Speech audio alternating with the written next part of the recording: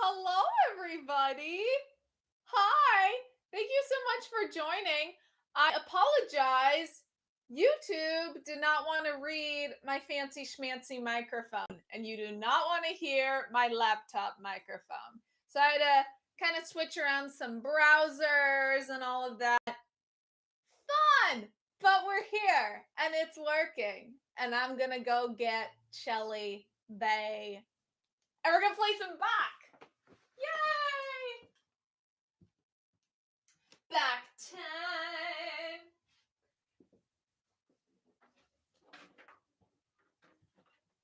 Here's the star. Here's who you guys came to see. Not me. You're here for Celli. All right. I hope you all are doing well. Thank you guys for coming.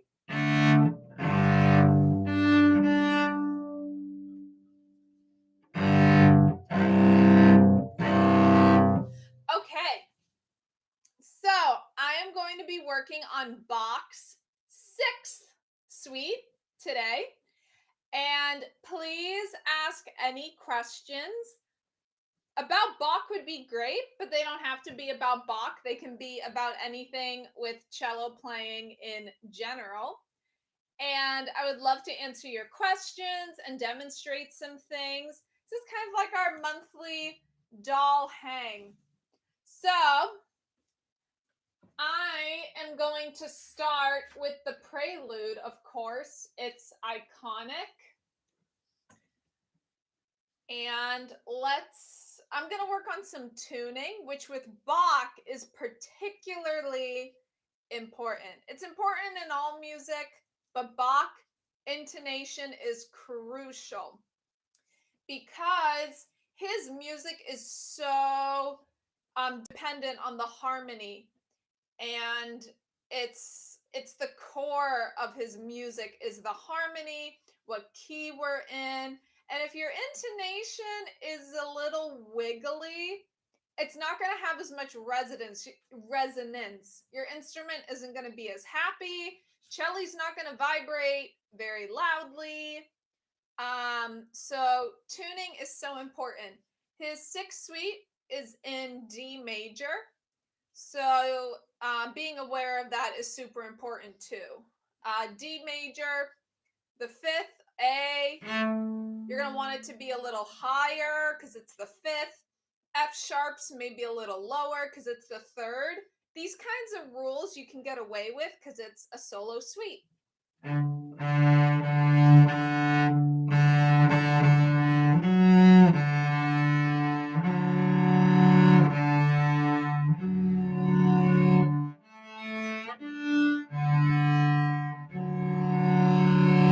So right away, I'm using my open D string because many of you might know the opening.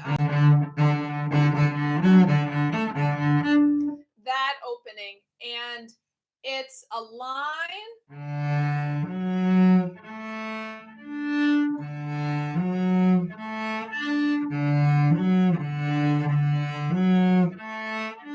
That's the line with an alternating D string. So I'm tuning everything to the open D string. So I can create, it's a bar of, we're in D major, high, ringing resonance. We're just building a D chord, but it's Bach, so he does it with magic.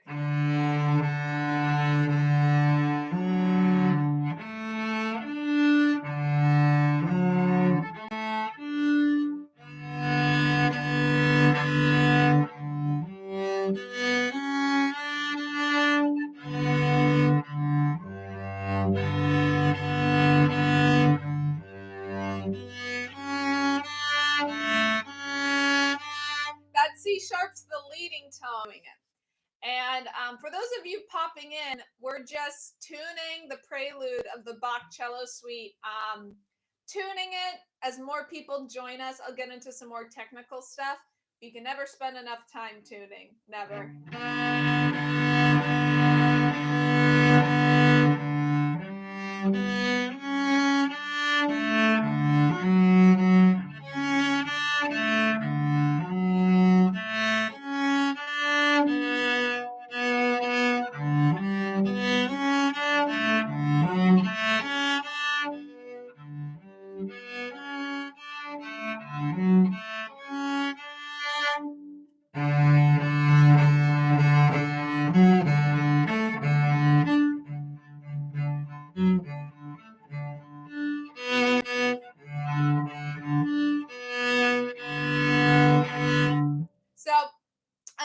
small sections, and now I'm trying to connect them together.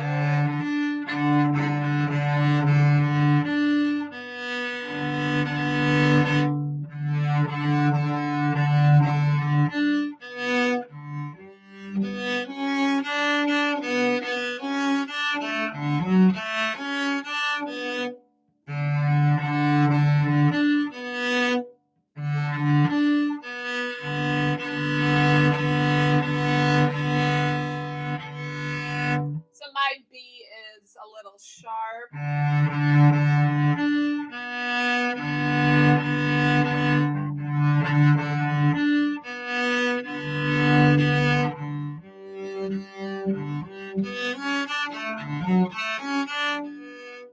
So this is an iconic opening, and it has so much open D string in it.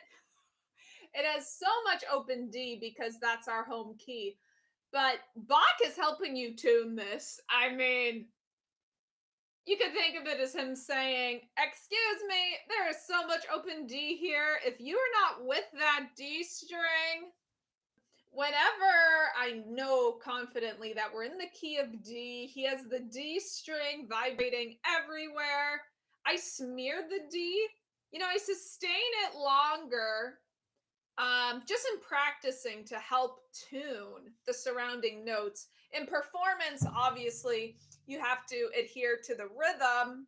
You can't just wash a lot of D, but for practicing, absolutely.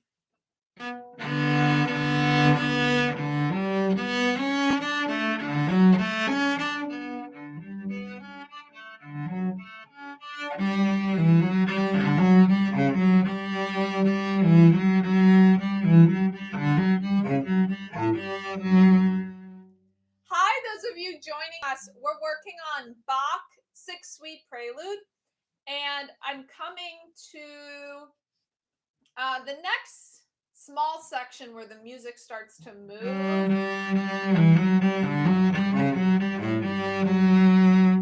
And this is a quick general tip about Bach that I'm excited to share.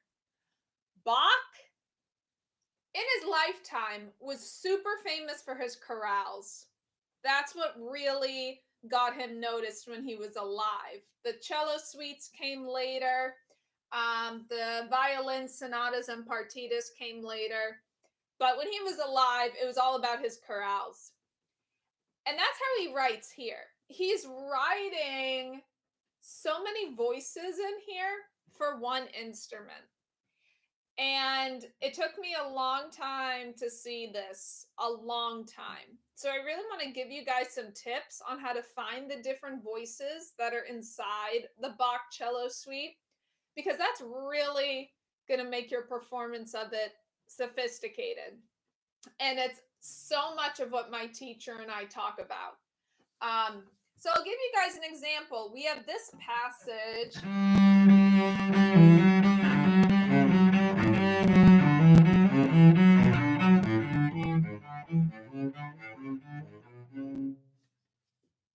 Technically, I played what was on the page, but it wasn't very interesting.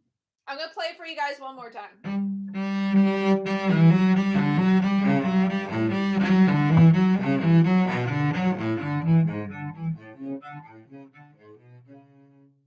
And maybe my end pin won't slip. But that's a lot of notes. So really look at what Bach does with register. That's your first clue. Look for register. And what I mean by that is notes that are higher and notes that are lower. And you'll often see 2 or 3 separate lines, separate voices traveling together, and then he weaves them. And that's what you hear with these flowing notes. But you guys hear the G?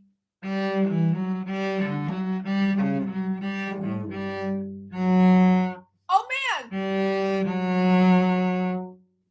We go from G to F sharp.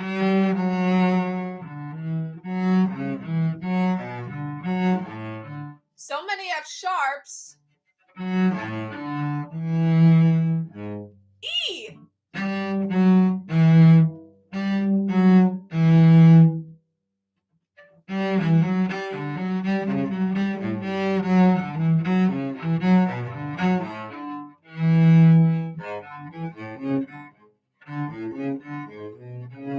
And then,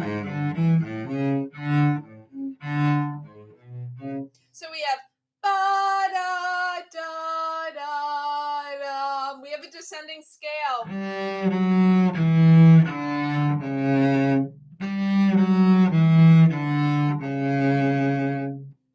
And then we have these weaving notes.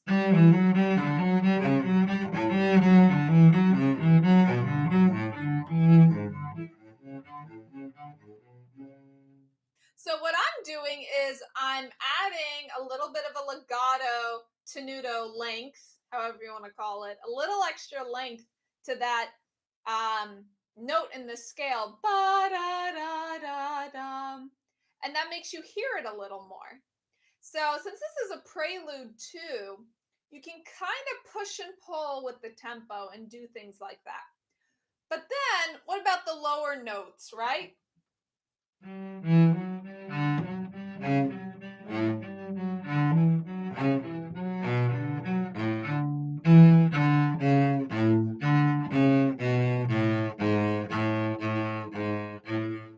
That's the lower part underneath. And what I'm going to do, my teacher and I talked about this. This is like accompaniment. And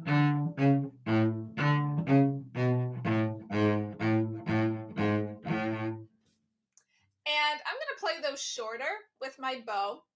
And the melodic scale, I'm going to play with a longer bow.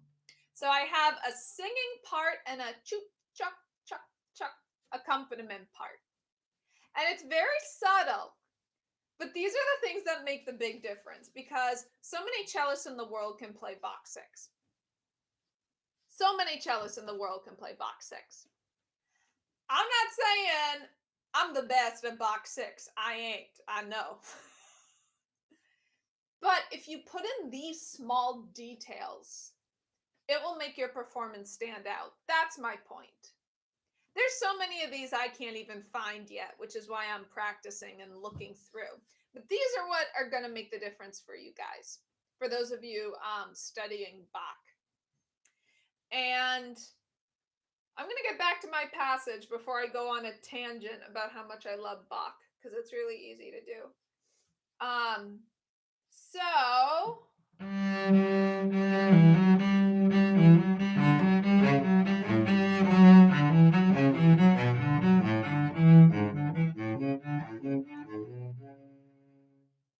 So I'm going to play it how I was playing it at the start of this talk. Everything even, everything the same. And yeah, it sounds nice, but it's not interesting. You don't want to sound nice when you play cello. You want to sound interesting, right? So everything even Steven.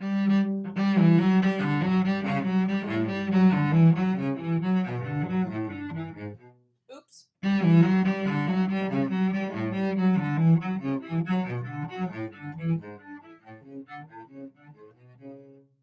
It's hard for me to play it not how I want to play it. One more time, everything even.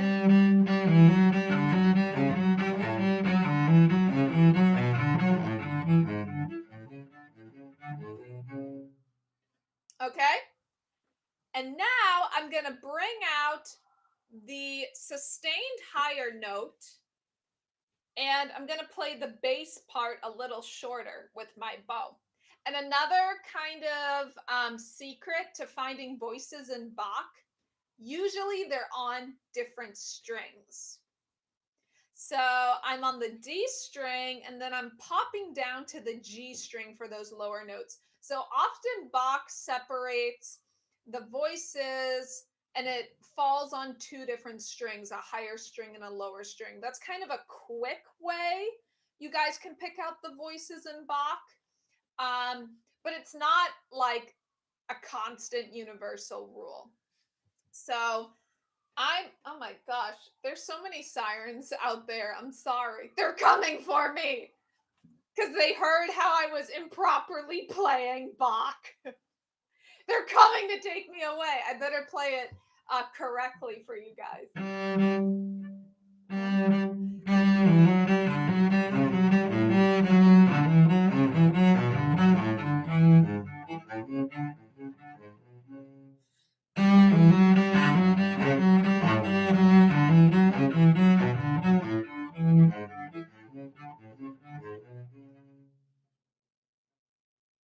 I think they've gone. Okay? So that's a really fun, some fun tips on how to find the voices in Bach. And what's so ingenious about Bach, sometimes he'll take two voices and he'll have them intersect to one note. And that note is usually the start of a new section. So you have the higher voice and the lower voice, and they're going like this. And usually that's what happens. So the upper voice comes down, the lower voice comes up, and they intersect. And this is a perfect example here. So yum ba da da da da dum ba da da da da da da da dum ba da dum ba da dum ba da dum ba da dum ba da dum ba da dum ba da dum. Okay, and then we have yum bum bum. Oh my gosh, that's hard. I'm just gonna play the lower accompaniment. It's also gonna go to C sharp. Yum bum da da dum.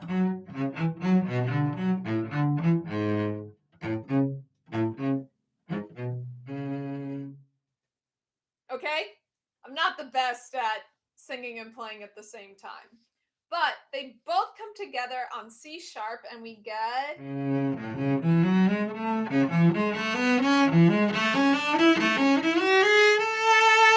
We get a scale that brings us into the next section.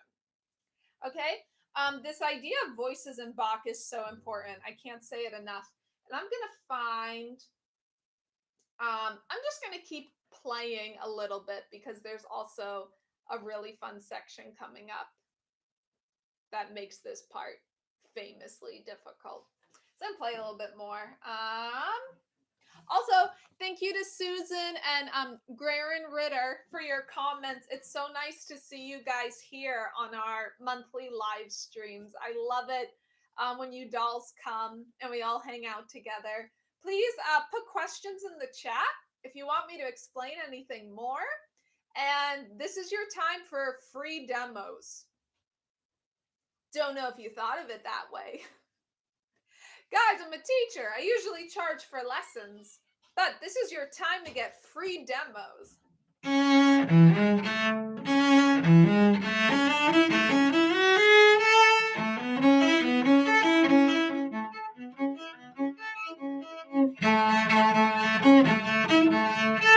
So right there, it's the beginning.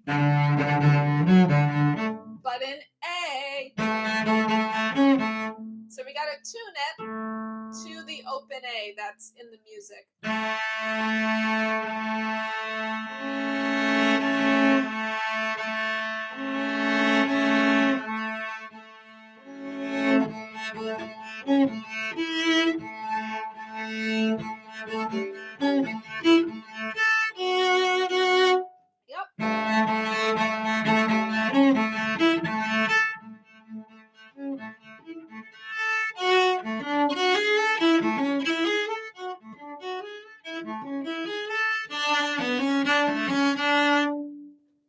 And now we've come to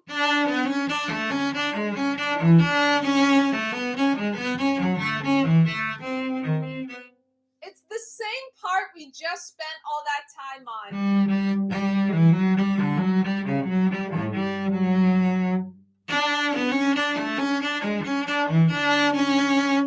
It's the same thing.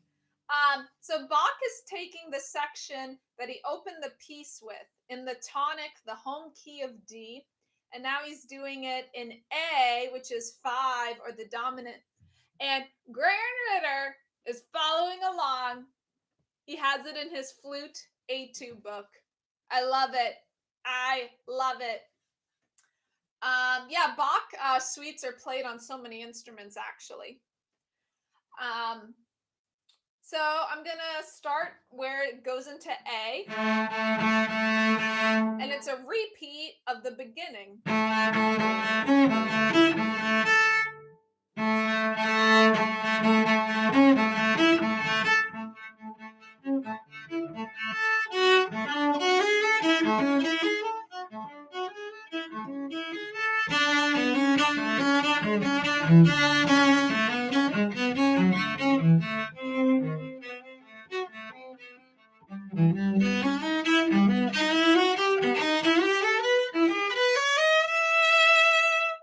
And now we have a new section.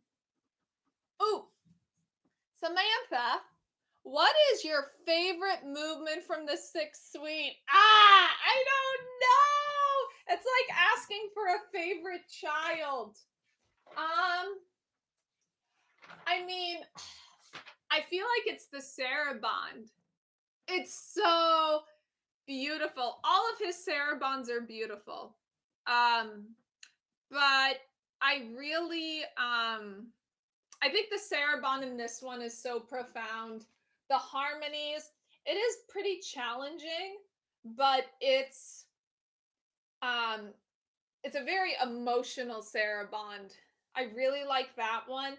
And that one is actually if you guys have the Sixth Suite, the Saraband is one where you can really see the choir, the different voices, because it's a lot of stacked chords.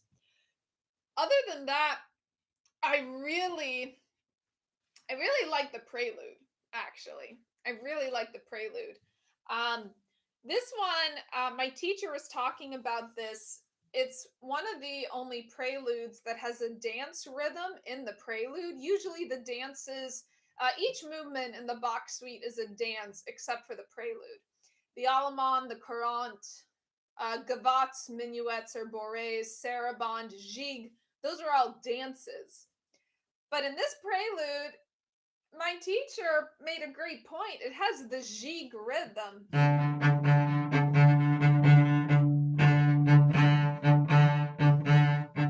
So this actually has a dance rhythm in it, which is very unique for the Sixth Suite. And I just think it's super sunny and happy and fun. And it involves a lot of thumb position, which I love. A lot of people don't like this suite because of the thumb position, but I love thumb position. So I like this one. So we were just coming. Oops.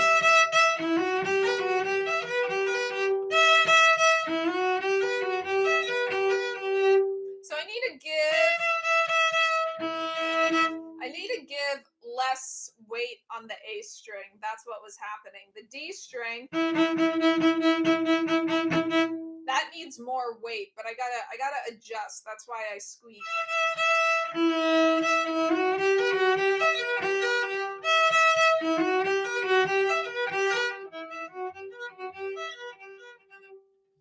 Oh, question. Do you have any advice for clarity and thumb position for the prelude? Fantastic question, Samantha. I'm going to quickly repeat what I just said too, and also give you more to your answer.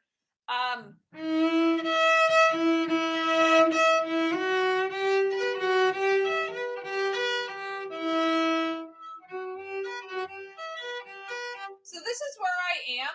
The D string is not going to be heard as well as the A string. So I'm giving a little more weight.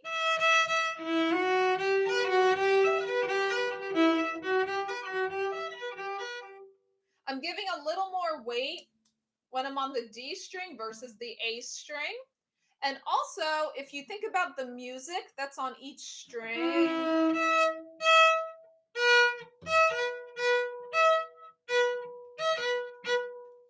That's not very interesting. It's harmony.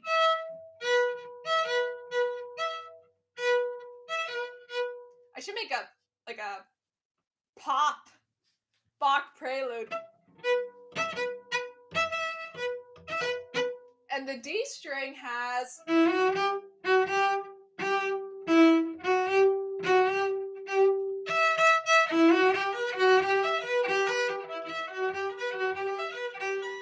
so I want to bring out the D string anyways. Clarity and thumb position in general. I was just in another spot that had it. Oh, we have it later.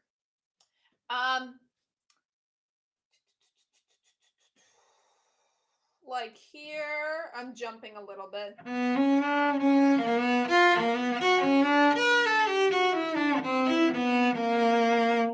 That's a little spot you go in and out of thumb position, making sure you're weighted here. So we talked about weight here. In bringing out the important lines, you want more weight. Here also, because a lot of people think you got to push with the thumb, and you're going to have a really sore thumb and potentially injure your thumb. The weight, look at your thumb. Would you pick up a brick with your thumb? Would you pick up a cinder block with your thumb? No. You would pick it up with your arm and back muscles. And that's what you should do in cello playing, is rely on the muscles, the stronger, bigger muscles in your arm and back. And it's really difficult to understand. It's really difficult to feel. And it's something I have to remind myself after, oh my God, I'm coming up on 20 years of playing cello. Oh my God! That's so weird. Anyways, I'm coming up on 20 years of playing cello. And I got to remind myself of this all the time. It's really hard. But how can you do it? I can give you some tips.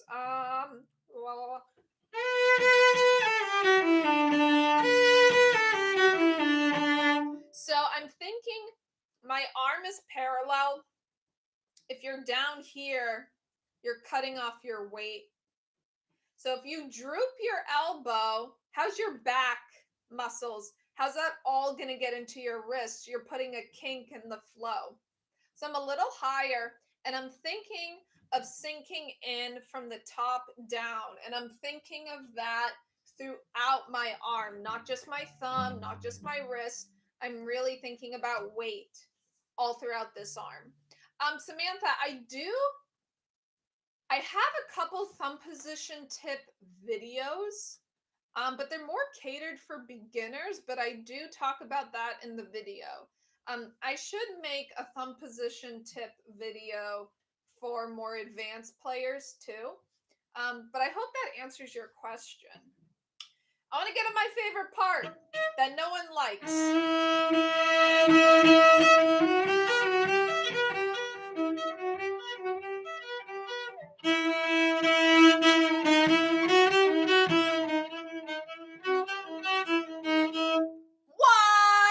What is this?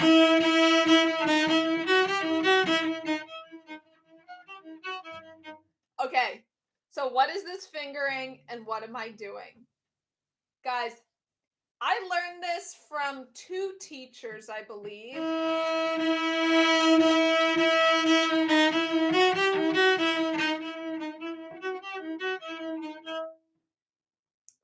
And this whole section, it goes on for a while.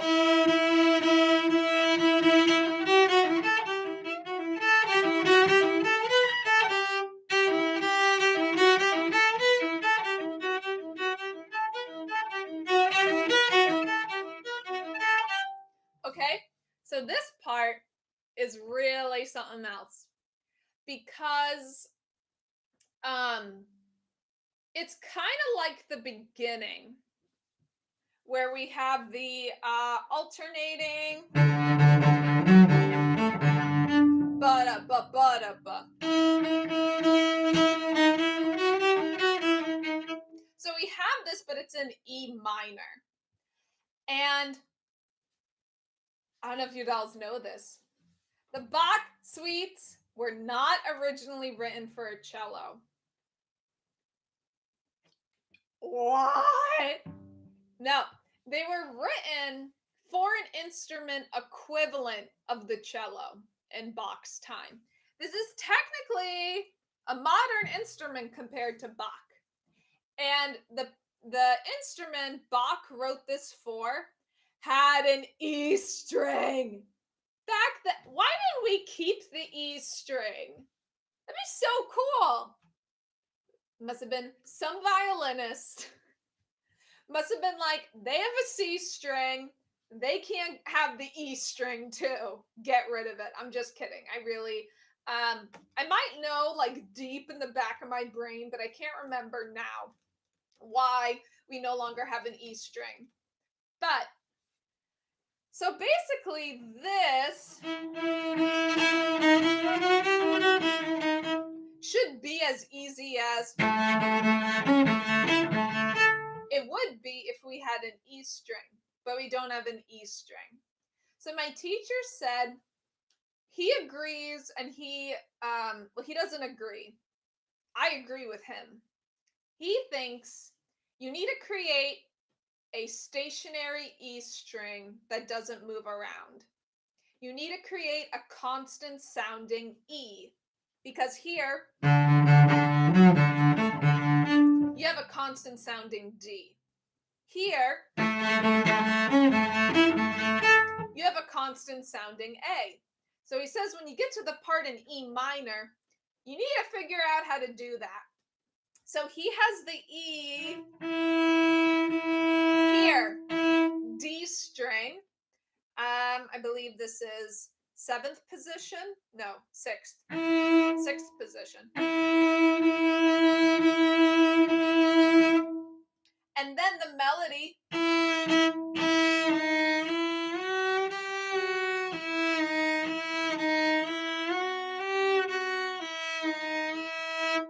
is all on the A string.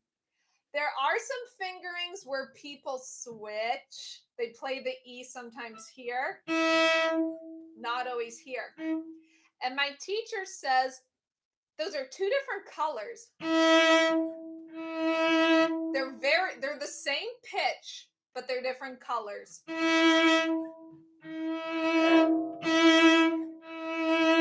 This is like a neon green, and this is like pastel. And he says it doesn't sound like a string. And it mixes up the voices. So he just leaves his finger here and has like acrobatic fun time with the thumb. So if you guys ever want to try this out, leave your finger, your third finger on E. That's how you know the fingering. Leave your third finger on E.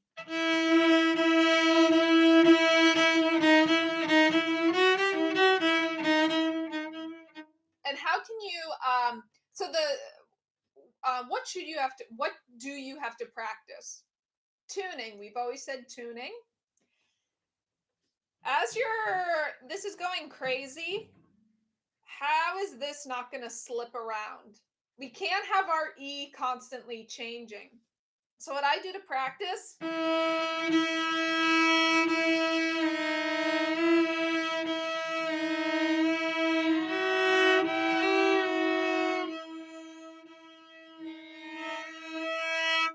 put a pedal on my E string.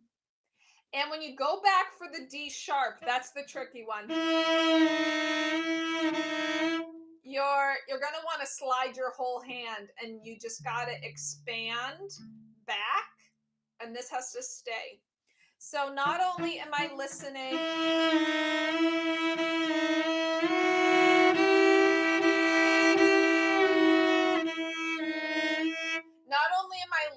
for the tuning of my thumb, but I'm also listening to see, does this E stay the same E, or am I wiggling around? And if I'm wiggling around, I got to figure out where and why.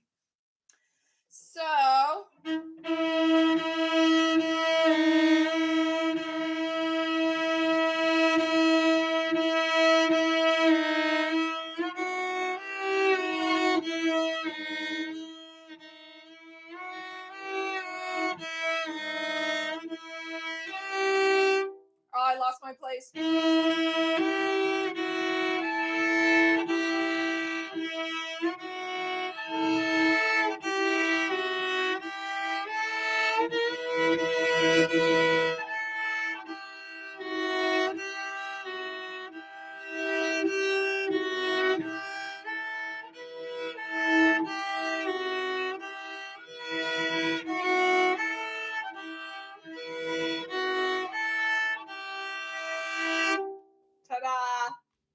Okay, so again, I've been playing for a long time, and I probably just practiced this passage twice as long as I would recommend for somebody, because it is very tiring on your thumb. And also, if you're just developing your thumb callus, it also will really strain it. So, I don't know, like 5 minutes, then go back to something.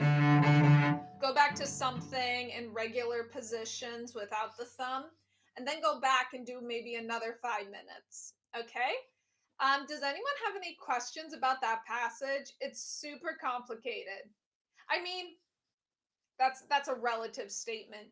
It can be complicated to break apart and practice, is what I mean. Yeah, the process of working on that passage can be complicated. I'll keep an eye on the chat, but I'm going to keep rolling forward in this prelude. So what I like to do as we're coming out of this, we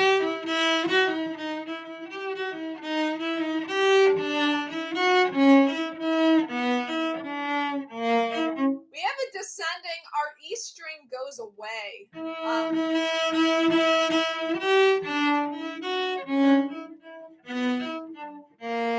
Another scale.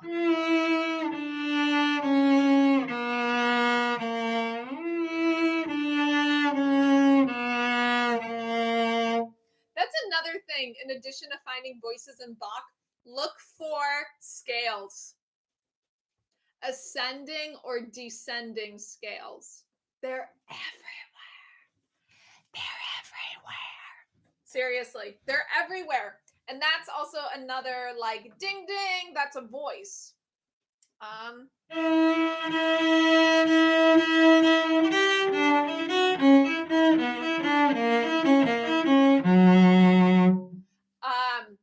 So we've been hearing this E forever.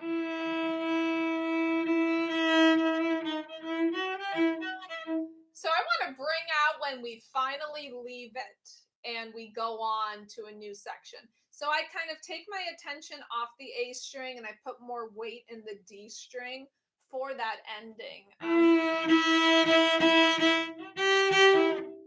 Where am I?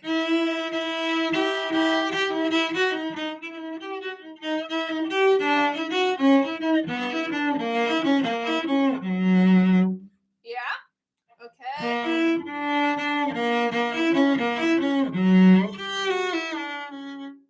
And my teacher gave me a new fingering here and I haven't memorized it yet.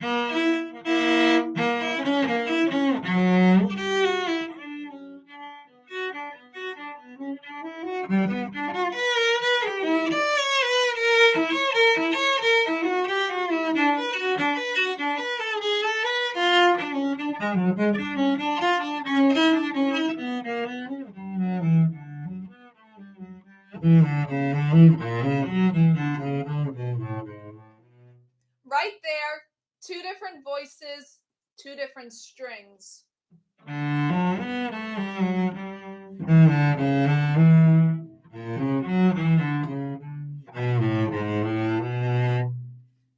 Yep, but answer.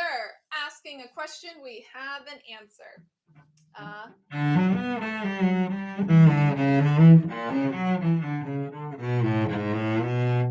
So when you want to bring out voices in Bach, you can do it with dynamics, color, and also your fingering and bowing. So those are like 4 big pillars of how to bring out voices in Bach. Dynamics, color, fingering, and maybe your bowing. So I'm doing kind of a combination of bowing and color because we do have some G string crossover. So I'm kind of making the first voice a little more docile and the second voice a little more beefy because it reminds me of like a baritone.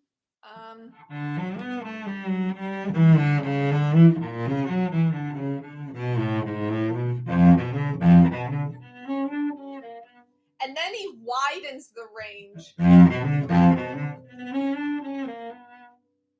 It's like beefy, beefy, beefy. thin bacon. Beefy, beefy, beefy, thin bacon. I wish I could see you guys because I hope someone is laughing. I would feel really silly if no one was laughing. Could someone tell me in the chat if they thought that was fun? Otherwise, I'll feel really dorky.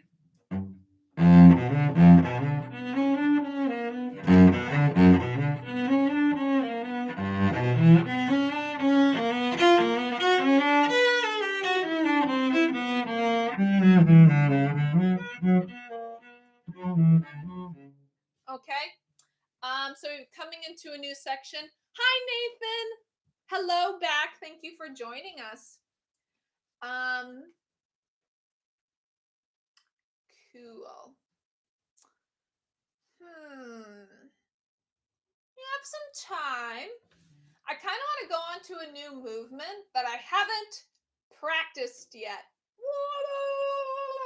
Because I want to show you guys what I do in like the very beginning stages. Very beginning. So we're going to jump to the courante. Now, I will say I have played all the Bach cello suites before. You're going to play through them so many times in your life. So I studied them when I was an undergrad and my master's. By the time I was in my master's, I started going back to other suites. So I haven't really played the Sixth Suite since I was, 22 years old. About 5 years ago. So this is semi-fresh. I had played it before, but I'm not the same musician. I'm not the same person I was when I was 22.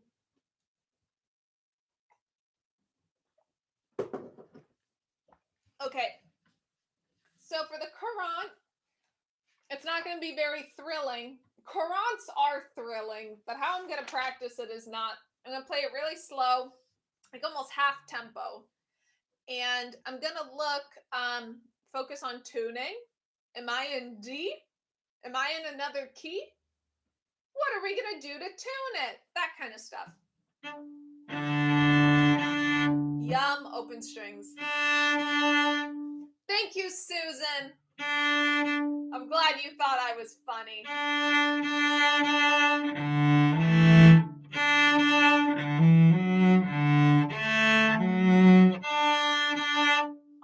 I didn't.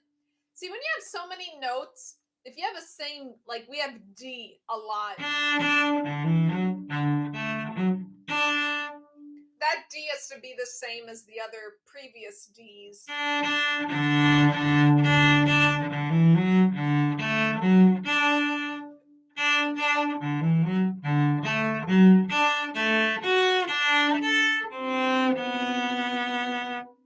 That is a different note. C natural. So right away, we have a note outside of our key. So I might want to bring it out a little more.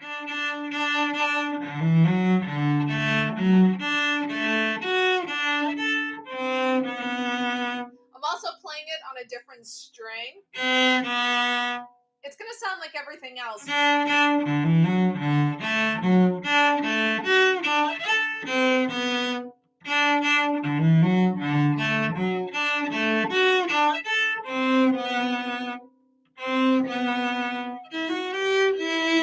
Okay, so I'm going to bring that out.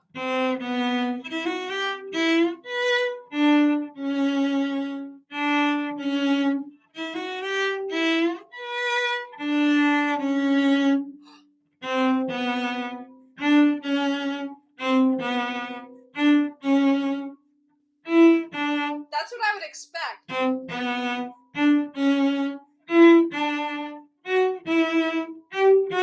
You could keep going. But Bach decides to move on. But that's an example of a tiny spot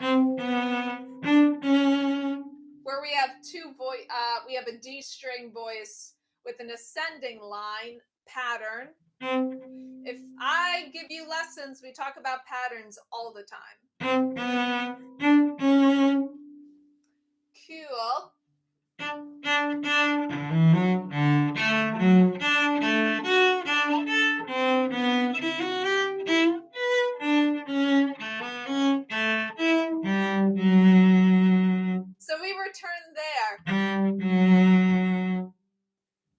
A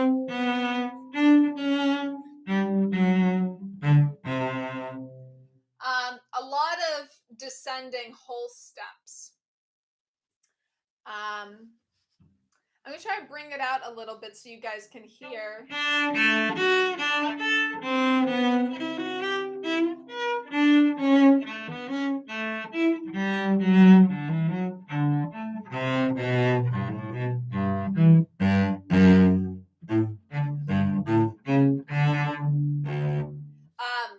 I should have said descending adjacent notes because there's some whole steps and half steps. But that's a pattern. And if I want to bring that out, I could go another step further and say, okay, the sunny, bouncing eighth notes, maybe I want a shorter bow and then a more melodic bow on those descending patterns. So let's try it. So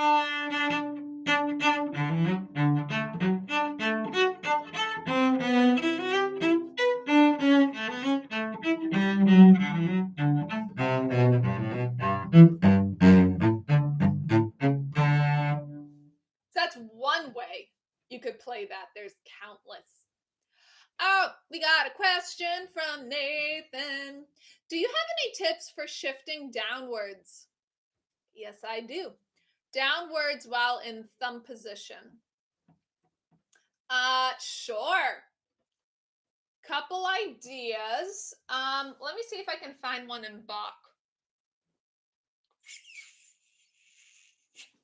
I might have to go back to the prelude.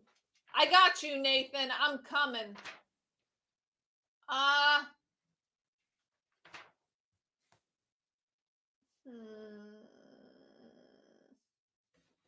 just wanted an example in Bach.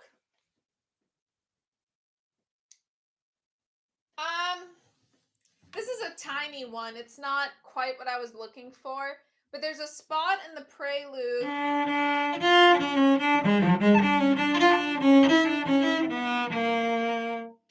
That's not a good one. I'm going to make one up. If you wanted to do, or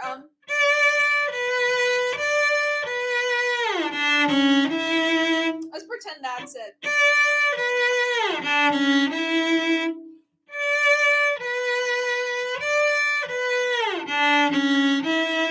So a couple tips.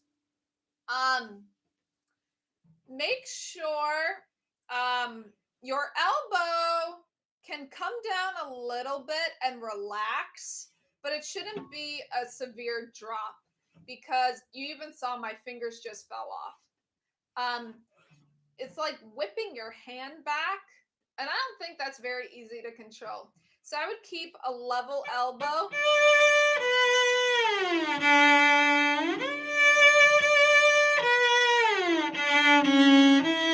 And then settle in with a comfy elbow.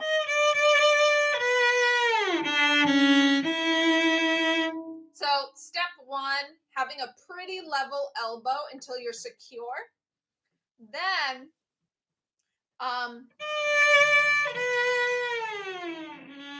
light. Be light with your weight on your finger as you move back. And practice with a little juicy slide in there. You can always take it out later. But if it's tight,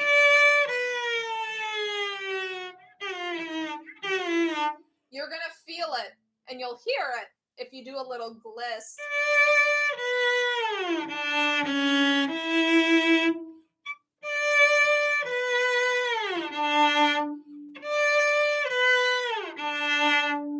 Okay, so when you want to take it out, you can kind of slow down the bow so we don't hear it and move a little faster in your shift. Now for tuning,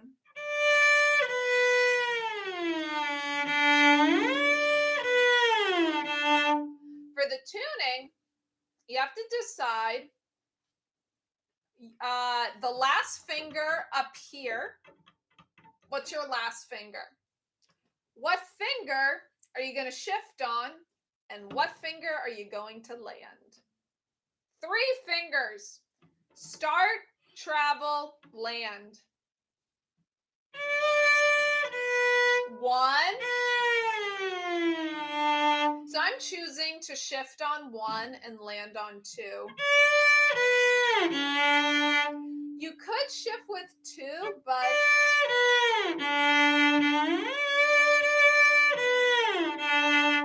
I like shifting on the old finger personally.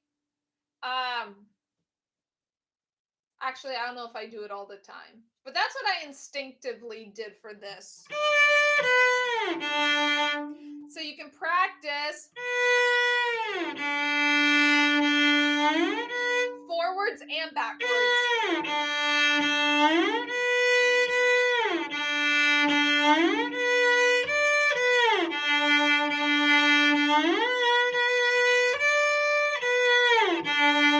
Okay? Excellent question, Nathan. I hope that helps. A lot of steps in there. A lot of steps. All right, I'm going to go back to some courante.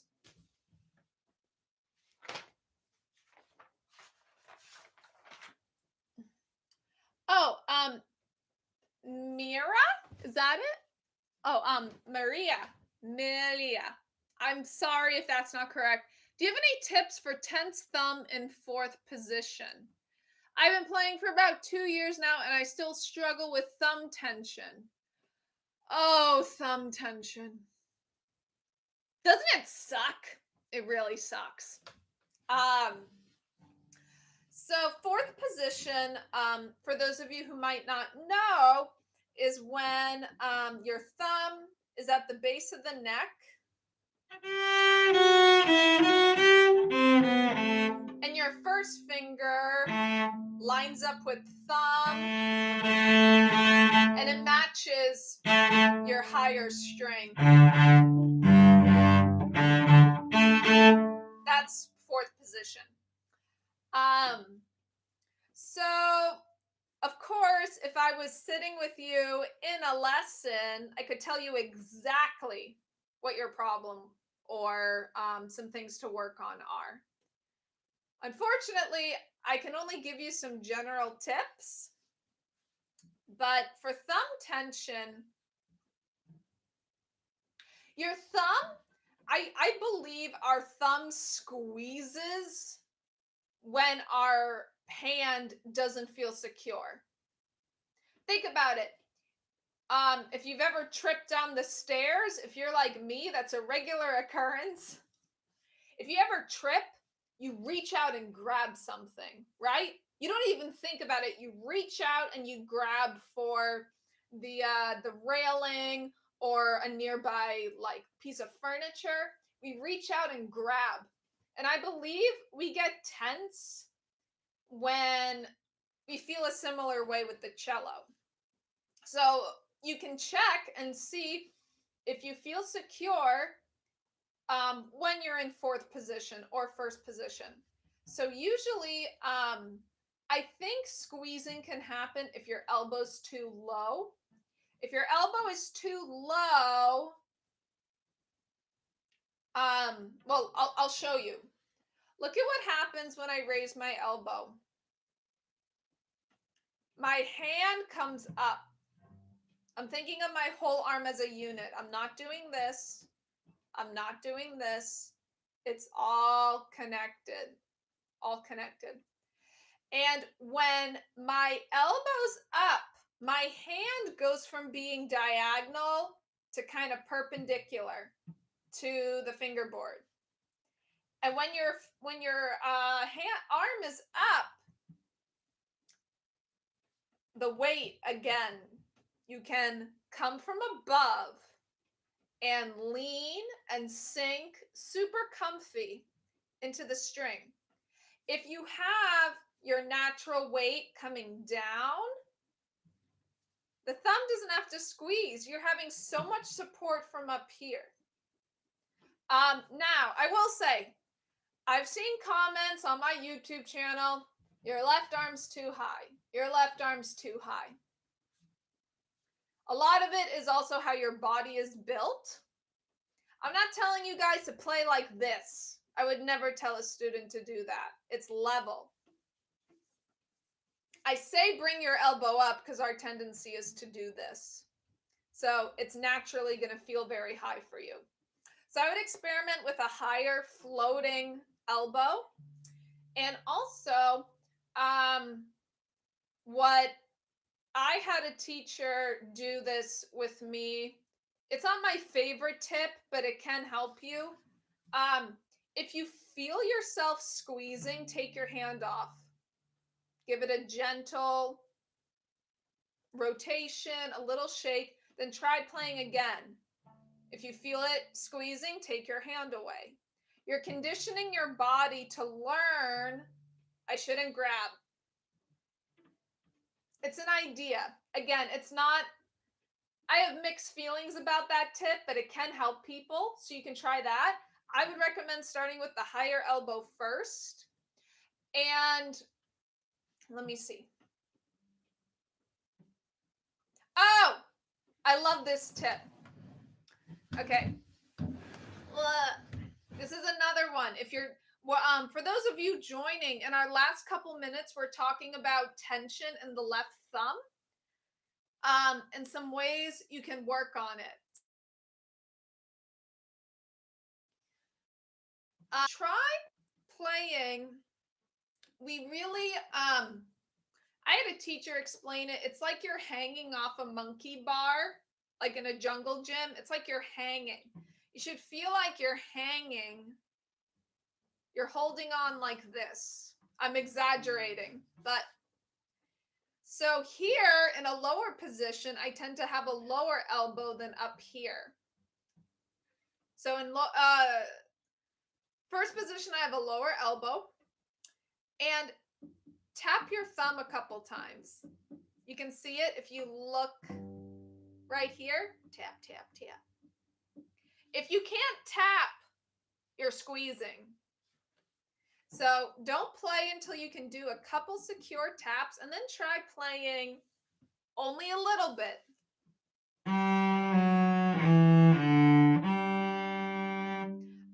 Without the thumb touching the neck.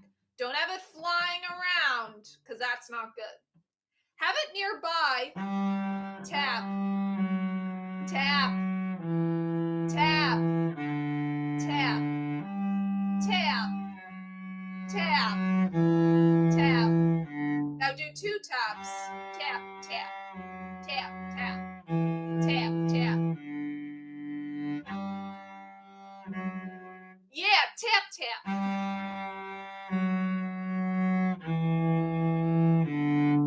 Okay?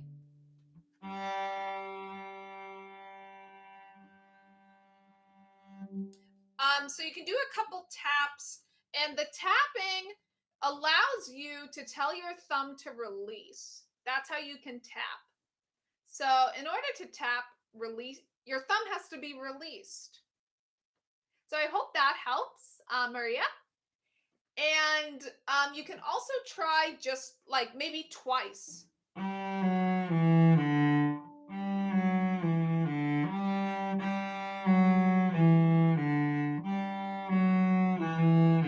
Being heavy with each finger and having the thumb like maybe half an inch away.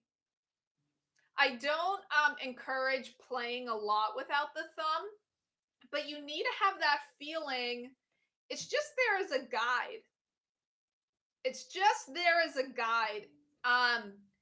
It's not holding anything. It's not putting weight down like the top fingers are, pushing the strings down. Your thumb shouldn't feel like it's there. That's the ultimate goal. And then when you get into thumb position, you got to work out your thumb. But I hope that really helps. You inspired. I want to make a vlog on that. That's going to be a tip video. I do have some videos about tension, but I don't believe I have one specifically related to the thumb. So I would love to do a video like that. Thank you guys so much for watching this stream. I love your questions. because if one of you guys, one of you dolls, that's who you guys are to me, you're my dolls. If one of you dolls asks a question, it's very likely other ones have it too. So thank you guys for watching.